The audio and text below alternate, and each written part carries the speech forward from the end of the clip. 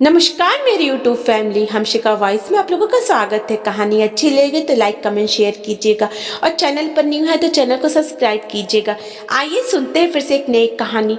रमन बार बार दरवाजे की तरफ देख रहा था। 2-3 दिन बाद तो बाहर होकर भी आ गया, लेकिन अभी तक मंजरी का कोई पता नहीं था।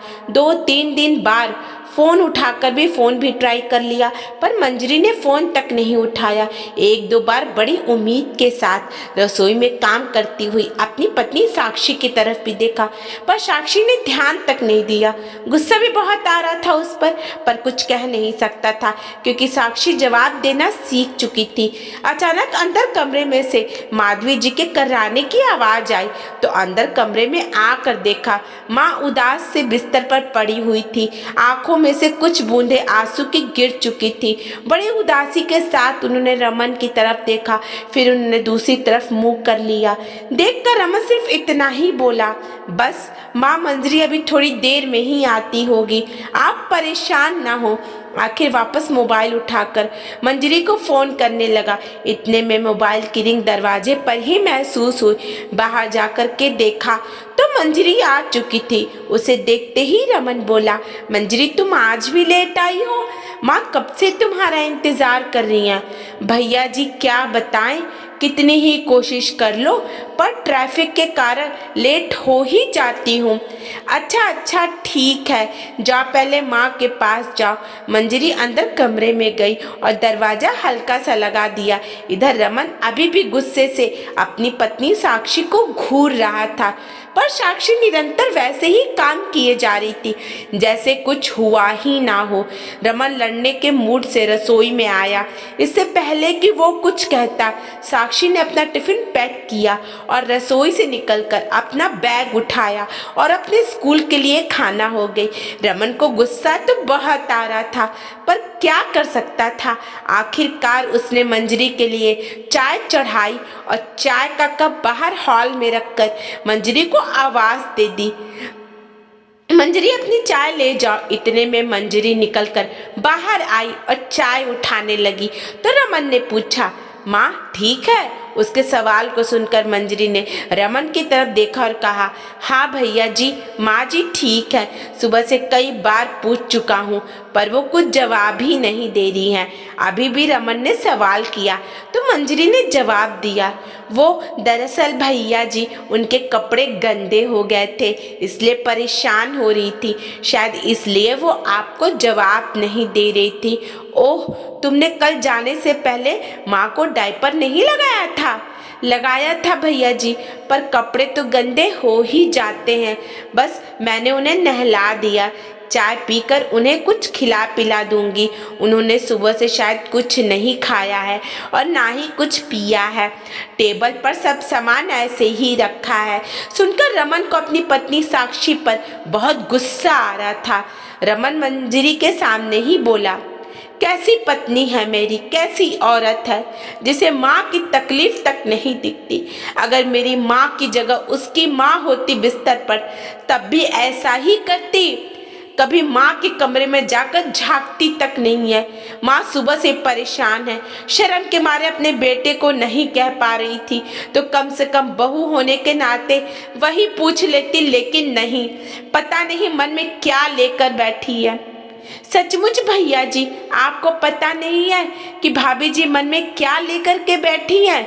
मंजरी के सवाल से रमन हतबद्ध रह गया। बस इतना ही कहा, तो माँ का ख्याल रखो। रमन वहीं बैठ गया और मंजरी अपनी चाय लेकर अंदर माधवी जी के पास चली गई। बैठे बैठे ही अतीत के गलियारों में घूमने लगा। जब साक्षी उसकी दुल्हन बन इस घर में आई थी, घर में माँ माधवी जी, ननद वैष्णवी और रमन ही थे। साक्षी के आने के बाद सिर्फ 4 लोगों का छोटा सा परिवार, पर पता नहीं क्यों माधवी जी साक्षी से सीधे मुंह बात ही नहीं करती थी। वो हमेशा अपनी सास वाली टेक में ही रहती थी। उन्हें लगता है कि कहीं उनके इकलौते बेटे को साक्षी छीन ना ले। बस इसी कारण हर चीज में मीन मेख निकालना, उसमें 10 कमियां बताना। उनकी आदत थी और इस चीज का फायदा सबसे ज्यादा वैष्णवी उठाती थी। उसे बड़ा मजा आता था अपनी माँ को भाभी के खिलाफ भड़काने में। रमन अपनी माँ के नजदीक ज्यादा था, इसलिए वो भी अपने कम माँ पर ज्यादा विश्वास करता था, इसलिए वो भी साक्षी को 2 बातें सुना देता। एक दिन वैष्णवी को कॉलेज में अपने नीले यूनिफॉर्म में जाना था, पर वैष्णवी अपने यूनिफॉर्म निकालकर साक्षी को देना भूल गई। यूनिफॉर्म गंदा ही रह गया। दूसरे दिन जब वो तैयार होने लगी तो यूनिफॉर्म गंदा देखकर उसने चिल्लाना शुरू कर दिया। माधवी जी ने देखा तो वैष्णवी की गलती ना देखकर उन्होंने साक्षी को चिल्लाना शुरू कर दिया। तो साक्षी ने भी कह दिया, माँ जी मेरी गलती क्या है? वैष्णवी ने मुझे ड्रेस दिया ही नहीं तो मैं धोती कैसे? बस इसी बात को माधवी जी ने पकड़ लिया और रमन के सामने रोना धोना शुरू कर दिया। यही सम्मान रह गया है तेरी पत्नी की नजर में मेरा। आज मुझे बातें सुना रही है, कल को घर से निकाल देगी, यही सिला मिलेगा मुझे तेरी परवरिश का। रमन भी आप देखा ना ताव, सीधा एक थप्पड़ साक्षी के गाल पर जड़ दिया। साक्षी आंखों में आंसू भरकर अपने गाल सहलाती रह गई और दोनों माँ बेटी अपनी कुटिल मुस्कान के साथ अपने कमरे में चली गई। साक्षी अंदर तक टूट चुकी थी, छोड़कर सब कुछ जाना चाहती थी पर जा नहीं पाई, क्योंकि माता पिता ने ये कहकर साथ नहीं दिया कि ये सब तो घर गृहस्थी में लगा ही रहता है। माधवी जी को जब से ये पता चला कि इसके माता पिता इसका साथ नहीं देने वाले, तो उनके तानों की बौछार और भी तेज हो चुकी थी। वक्त यूं ही बीत रहा था। साक्षी माँ बनने वाली थी। 7वां महीना चल रहा था। उस दिन बहुत बारिश हो रही थी। रमन, माधवी जी और वैष्णवी सब घर में थे। माधवी जी ने साक्षी को कॉफी बनाकर लाने को कहा। साक्षी कॉफी बनाकर ला ही रही थी कि अपने कमरे में से तेजी से निकलते हुए वैष्णवी साक्षी से टकरा गई और कॉफी का कप नीचे गिर गया। हालांकि वैष्णवी को कोई चोट नहीं लगी, लेकिन उसके बावजूद उसने चिल्लाना शुरू कर दिया, हाय मुझे जला दिया, हाय मुझे जला दिया। सुनकर माधवी जी और रमन अपने कमरे में से दौड़ चले आए। इससे पहले कि कोई कुछ समझ पाता, माधवी जी ने एक जोरदार थप्पड़ साक्षी के गाल पर दे मारा। थप्पड़ इतनी तेज से मारा था कि साक्षी अपने आप को बैलेंस नहीं कर पाई और वहीं रखे डाइनिंग टेबल से पेट के बल जा टकराई। टेबल से टकराने के कारण उसके पेट पर जोर से चोट लगी और दर्द के मारे छटपटाने लगी। रमन तो कुछ कह भी नहीं पाया, पर साक्षी को छटपटाते देखकर रमन साक्षी को लेकर हॉस्पिटल लेकर खाना हुआ। वहां पहुंचा तो पता चला साक्षी का मिसकैरेज हो गया। सप्ताह भर हॉस्पिटल में रहने के बाद साक्षी को हॉस्पिटल से छुट्टी मिल गई, पर अभी भी डॉक्टर ने उसे बेड रेस्ट के लिए कहा था। माधवी जी ने साफ कह दिया था कि हम इसकी देखभाल नहीं करेंगे, इसे इसके माँ बाप के घर छोड़ा।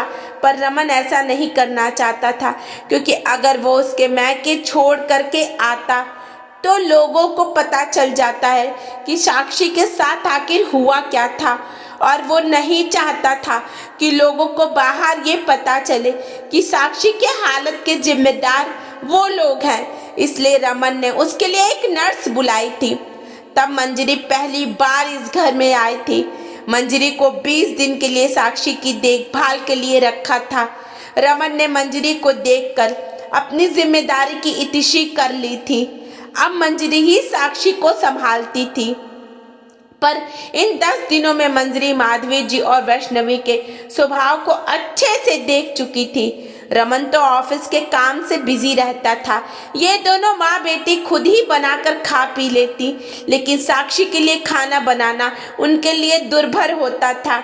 मंजरी जब तक घर पर नहीं आती थी तब तक साक्षी भूखी प्यासी बैठी रहती थी, लेकिन कोई पानी पूछने वाला नहीं था।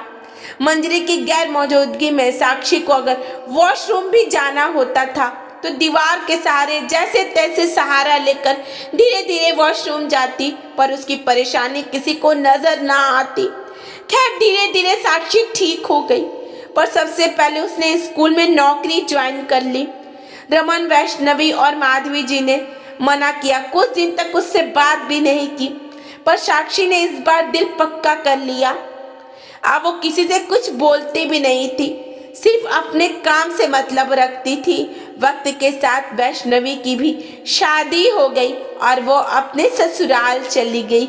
आज उन बातों को 4 साल हो चुके हैं। साक्षी दोबारा कंसीव ही नहीं कर पाई तो माधवी जी ने रमन की दूसरी शादी करने पर उतारू हो गई। पर साक्षी कुछ नहीं कहती थी और ना ही तलाक लेने को तैयार थी। माधवी जी उसे परेशान करने में कोई कसर नहीं छोड़ रही थी।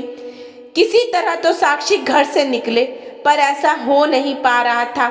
इसलिए एक दिन माधवी जी ने गुस्से में अपनी बहन के घर खाना हो गई और रास्ते में एक्सीडेंट हो गया और आज वो बिस्तर पर पड़ी हैं। लोगों की तरह दोनों बहन भाई को उम्मीद थी कि साक्षी बहू का फर्ज निभाएगी और अपनी सास की सेवा में दिन रात एक कर देगी, पर साक्षी ने साफ मना कर दिया, मुझसे आपकी माँ की देखभाल नहीं होगी। या तो नर्स रख लीजिए या फिर इनकी बेटी को बुला लीजिए, क्योंकि हर थप्पड़ अपनी कीमत चुकाता है। अगर मैं कोई देवी नहीं हूँ और इतना कुछ होने के बावजूद भी इनकी सेवा करूँ। जिस तरह से साक्षी ने घृणा की दृष्टि से माधवी जी को देखा था, रमन और वैष्णवी ने माधवी जी की भी नजरें झुक चुकी थी। वैष्णवी ने ससुराल से यहाँ आकर रहने के लिए साफ मना कर दिया, इसलिए एक बार फिर मंजरी को बुलाया गया था। ये अलग बात है कि साक्षी घर से जाने से पहले रमन और माधवी जी का खाना भी तैयार करके जाती थी। काम सारे करती थी, बस सेवा नहीं करती थी। और आज किसी में हिम्मत नहीं थी कि वो साक्षी से ये कह दे कि तुम माँ की सेवा तो कर लो। दोस्तों, आपको कहानी कैसी लगी? अगर अच्छी लगे तो लाइक कमेंट शेयर कीजिएगा और चैनल पर न्यू है तो चैनल को सब्सक्राइब कीजिएगा। राधे कृष्णा।